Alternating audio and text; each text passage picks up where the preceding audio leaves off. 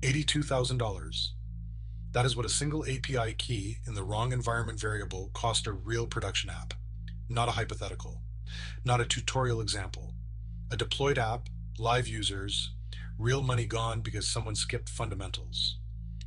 I am going to walk you through what an LLM actually is in 2026, what tokens and context windows really cost you, and why the people who keep chasing prompt engineering are about to get left behind by the people who learned to build loops.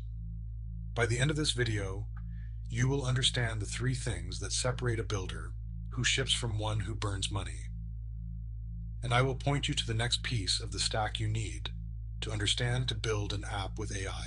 Let us start with what an LLM actually is, not the philosophy, the mechanics. A large language model is a text prediction engine trained on billions of tokens. A token is roughly 3/4 of a word. When you send a prompt to a model, it does not think.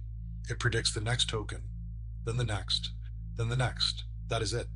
The magic is that the prediction is so good across such a vast training set that it looks like reasoning. Here's the number that matters: context window. In 2026, a frontier model like Kimi K3 handles up to 256,000 tokens in a single context. That is roughly 190,000 words. But context is not free. Every token you send costs money. Every token you send adds latency. And every token you send pushes you closer to the point where the model starts forgetting what you told it at the start. This is where most builders fail. They treat the model like a search engine. They paste a massive document, ask one question, and wonder why the answer is vague. The model is not searching, it is predicting based on everything in the context window, and if your key information is buried at token 200,000, the model has already lost focus. Now rehook. Here is what nobody tells you about cost. A single request with a 100,000 token context and a 1,000 token response on a frontier model runs about 15 cents.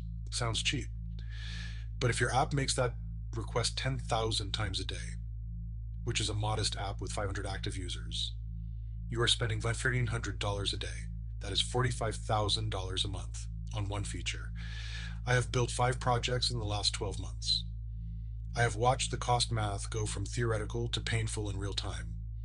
The builders who understand tokens and context windows design their architecture around them. The ones who do not get a surprise bill at the end of the month. Or worse, they put their API key in a next public environment variable, and someone scrapes it out of the client bundle. That is the $82,000 mistake I mentioned at the top.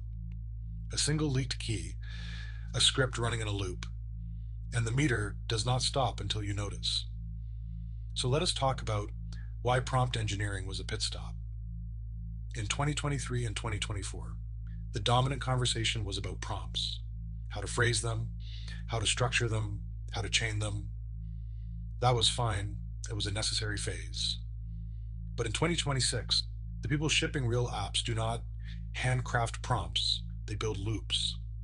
A loop is simple. You write a program that calls the model, evaluates the output. And if the output is not good enough, it calls the model again with feedback. The model writes code. Your test suite runs. If tests fail, the error goes back to the model. The model fixes the code.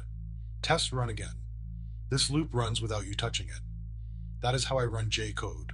With Kimi K3 every day, the agent writes, the tests check, and I review the result instead of writing every line myself.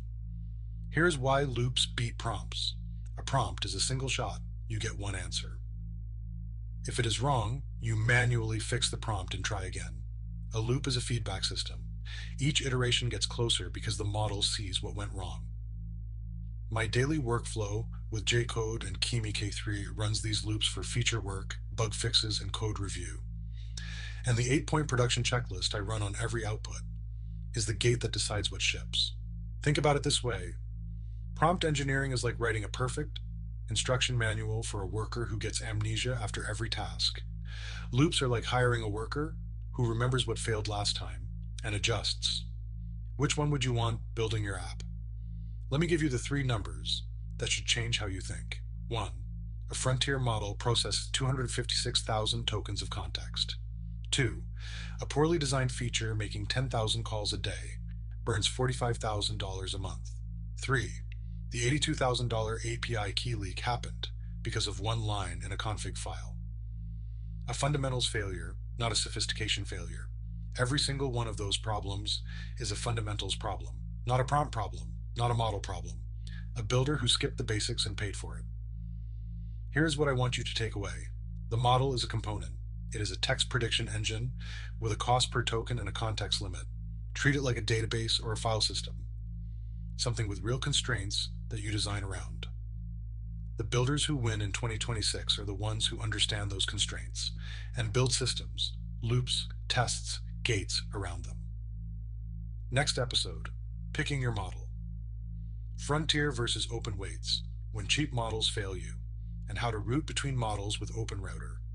So you are not paying frontier prices for tasks. A smaller model handles fine. If this one saved you from a surprise cloud bill, the next one will save you more.